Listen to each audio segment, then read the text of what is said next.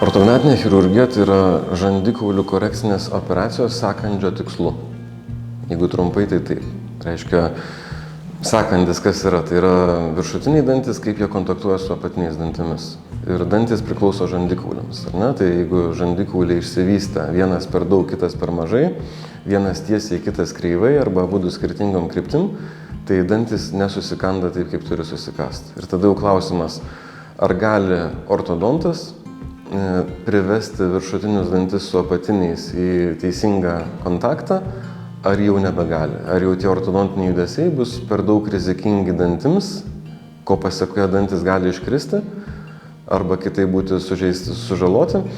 Ir tada jau reikia, kad chirurgas priartintų žandikaulius vieną prie kito, kartu su visais dantim. Tai va čia ir yra esmė ortognatinės chirurgijos. Ir čia mes visada matuojam. Tai nedaroma dažniausiai iš akies. Yra matuojama, koks yra skirtumas, kiek milimetrų atsilieka vienas žandikaulis nuo kito ir ar galima tą atstumą peršokti dantų sąskaitą, ar jau reikia žandikaulio operacijos. Tai kaip pavyzdys, upelis, mažas upelis, vienas krantas arti kito kranto galima peršokti. Didelė upė, bandysi peršokti, neįsibėgėjęs, įkrisi į vandenį, nuskęsi. Tai lygiai tas pats ir su sąkandžio anomalijom.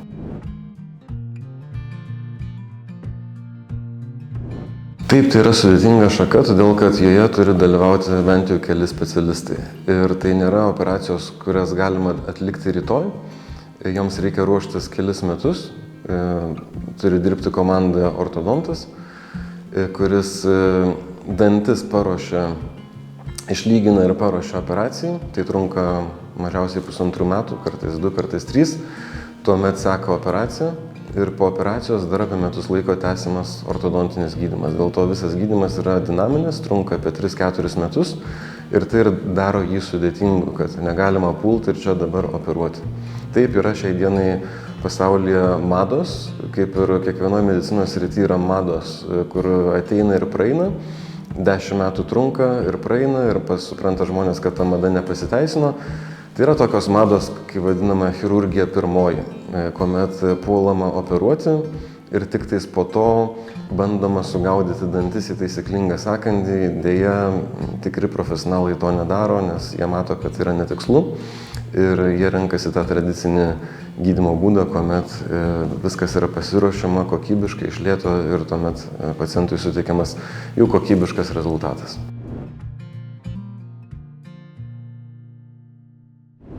Dabar jau jos yra dažnos. Aišku, kad jos taptų dažnos, reikėjo įgyti pasitikėjimą iš kolegų.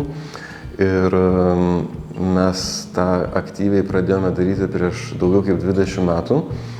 Ir tuomet jos nebuvo dažnos tikrai. Dabar jų atliekama apie 100-120 per metus. Ir tai galima vadinti jau, kad yra dažnos rutininės operacijos ir jau įgyja pasitikėjimą kolegų gydytojų ortodontų ir ortopedų protezuotojų tarpe.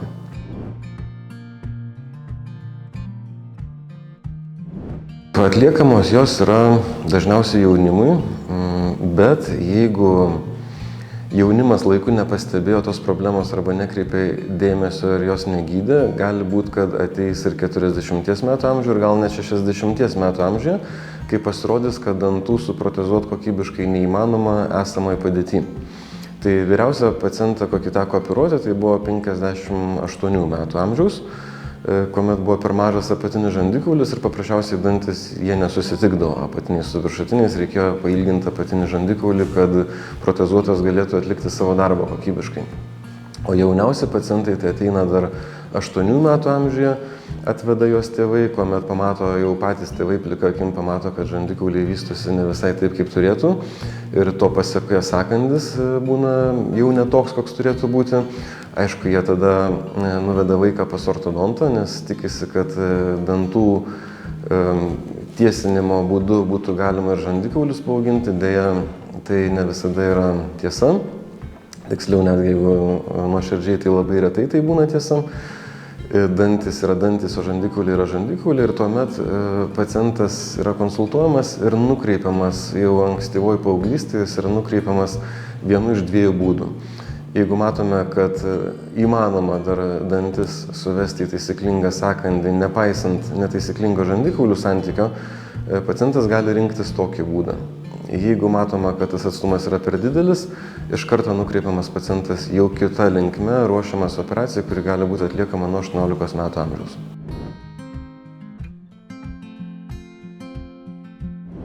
Čia yra medicininiai kriterijai ir estetiniai kriterijai, galima taip sakyti, nes iš medicininės pusės skaičiuojama milimetrais, atliekami matavimai, rentgeno nuotraukų ir išsimatuojama, kiek kuris kaulas nuo kurio atsilieka ir dažniausiai tą nusprendžia netgi ortodontas, gydytojas ortodontas, jis pasako, kad ne mano jėgoms šitas atvejis, aš galiu pakenkti, jeigu bandysiu per jėgą pajudinti dantis per didelio atstumo. Ir tokie pacientai dažniausiai yra nukreipiami jau iš ortodontinių klinikų. Tam tikrais atvejais pacientai kreipiasi patys, nes jie veidrodyje mato per didelį apatinį žandikaulį, per mažą apatinį žandikaulį arba kreivą apatinį žandikaulį ir tada jie tik tais po to supranta, kad būtent sąkandis ir yra netaisyklingas dėl žandikaulių tarpusavio santykio. Jie kreipiasi patys norėdami ištaisyti problemą čia ir dabar, bet vis tiek yra nukreipiami tuo pačiu keliu, kad pradžioje turi būti atliktas tam tikras ortodontinis paruošimas ir tik tais tada galima atlikti operaciją.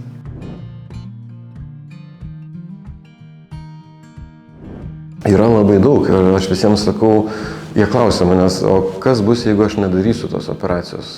Nes yra visokių pacientų, yra kurie bijo, yra kurie nenori, kurie negali, kurie keliauja labai daug ir tai nesuderinama su ilgu gydymu. Tai aš jiems sakau, kad jūs galite ir nedaryti nieko, tai yra ne liga, tai yra ne vėžys, tai yra ne onkologija, kur reikėtų va čia ir dabar operuoti. Tai yra tik tais jūsų investicija į geresnį kramtymą. Jeigu jūsų žandikauliai nesutampa ir dantis labai stipriai nesutampa, galbūt jie labiau dėvėsis, galbūt jie ateityje labiau išvirs liežuviu, jeigu veikiami, galbūt tai bus estetiškai negražu, jūs kalbėdamas spjaudysitės, seilės per tarpdančius trykš. Galbūt bus tokių dalykų ir socialiai gali būti problemų, kai sėdėsit restorane ir negalėsit kokybiškai sukramtyti. Bet galima gyventi 100 metų ir laimingai nugyventi. Ir kai klausia pacientai, o ką jūs mano vietoje darytumėte tokiu atveju, tai aš visada sakau, nežinau, nes reikia pagyventi jūsų galvoje. Tai yra jūsų žandikauliai, jūs su jais gyvenate ir jūs su jais kažkaip tais jaučiatės.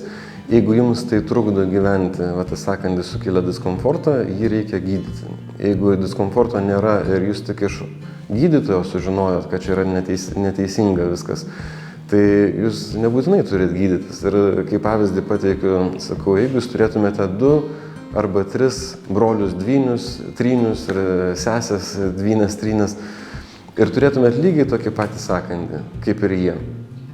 Bijau, kad visi 3 iš jūsų šeimos rinktųsi labai skirtingus gydymo būdus, priklausomai nuo to, kokios mintis gyvena jūsų galvoje. Vienas galbūt sakytų, kad aš noriu čia ir dabar, man tai trukdo gyventi, iš manęs visi šaiposi, aš jau nebegaliu daugiau. Kitas sakytų, mane nukreipė gydytojas, sakė, čia kažkas negerai, man tai viskas gerai, bet sakė, kad čia negerai, čia gerai ar negerai, čia reikia kažką daryti ar ne. Tai jeigu jums reikia, tai jūs ir darykite, darom kaip reikia tada. O trečias sakytų, man nieko nereikia, man viskas yra gerai, aš nesuprantu, ko jūs iš manęs norite, dyla dantis, gerai, tegu dyla, aš juos atsistatysiu, paskui nueisiu pas savo odontologą ir atstatysiu. Taip, kad 3 identiški pacientai, 3 skirtingos istorijos. Ir šiai dienai tai vadinama personalizuotų gydymų, nepaisant to, kad visų diagnozė vienoda, bet gydymas yra personalizuotas. Reikia išsiklausti, kas tam žmogui yra svarbiausia.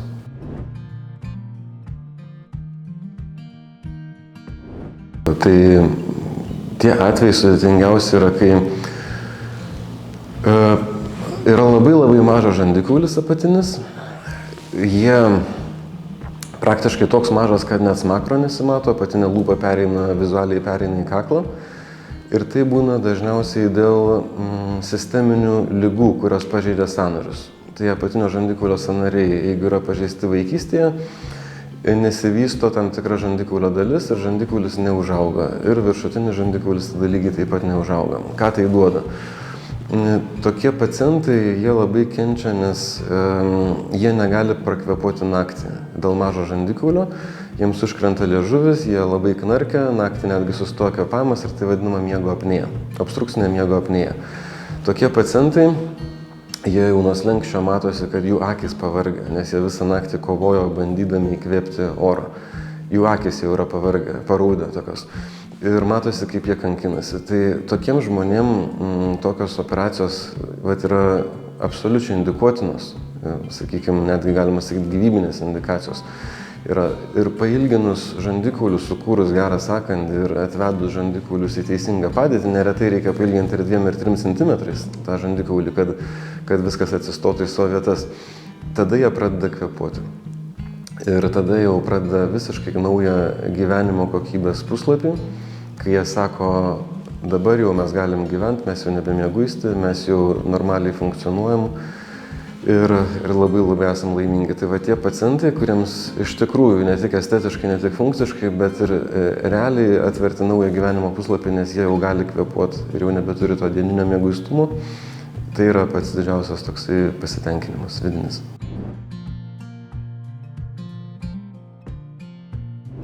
Taip, tas ir yra fainai.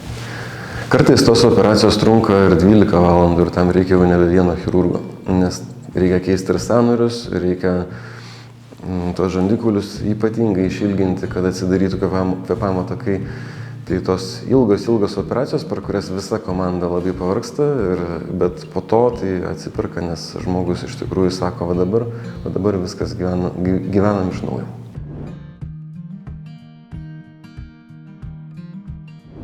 Labai brangu. Taip, sunkiausia yra ne tai, kad iškentėti, bet praeiti tą 4 metų laikotarpį. Nes jeigu būtų galima už pinigus nupirkti rezultatą, kaip kad plastiniai chirurgai šiandien konsultacija, rytoj rezultatas, tai būtų tai žymiai lengviau. Dabargi yra sunkiau, nes reikia ilgus metus vaikščiot pas gydytoją ortodontą. Tai yra labai gerai, nes tuo metu tie sėdantis, bet kas yra blogai, tuo metu dažnai blogėja veido bruožai. Nes dantis išsitiesindami, jie dar labiau pablogina lūpų profilį. Ir tai yra toksai neigiamas veiksnys, žmonės dar labiau pradeda laukti tos operacijos ir nekantrauja ir reikia labai daug kantrybės. Tada pati operacija ir jau ritamės nuo kalno ir jau tada laukiam to galutinio rezultato, kuomet bus nuimti breketai. Tai ta kantrybė, ją iš tikrųjų reikia apsišarvuoti.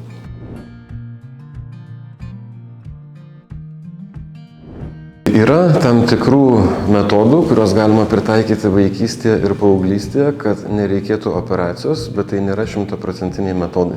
Nes žandikaulio anomalijas sukelia aplinkos veiksniai, bet taip pat ir genetinis faktorius ne paskutinėje vietoje. Tai puikiai žinom Habsburgų dinastiją, ar ne? Kas neatsimena, kaip atrodė Habsburgai, tai galima lengvai paguglinti ir pamatyti, kokio dydžio žandikaulis buvo pas visus Habsburgus. Tai nieko mes tokiu atveju nepadarysim, nes ir vaikai, ko gero, tokie gims su didesniu žandikauliu ir vis tiek mes nuo tos operacijos nepabėgsim. Bet Lietuvoje tokių genetinių atvejų yra labai mažai. Dažniausiai būna toksai miksas tarp genetikos ir aplinkos veiksnių ir tam tikrais atvejais bent jau viršutinį žandikaulį galima paauginti specialiais metodais, jį paauginti šiek tiek į priekį 10-11 metų amžiuje. Esant augimo spurtui, apatinį žandikaulį paauginti labai sunku, ten apie 2-3 mm turbūt yra maksimumas, dėl to tokius pacientus mes dažniausiai nekankinam ir paliekam, kad jau užaugtų iki 18 metų, kiek jiems skirta užaugti ir tada jau koreguojam chirurginiu būdu. Bet viršutinio žandikaulio atsilikimą galima paauginti ir gana sėkmingai.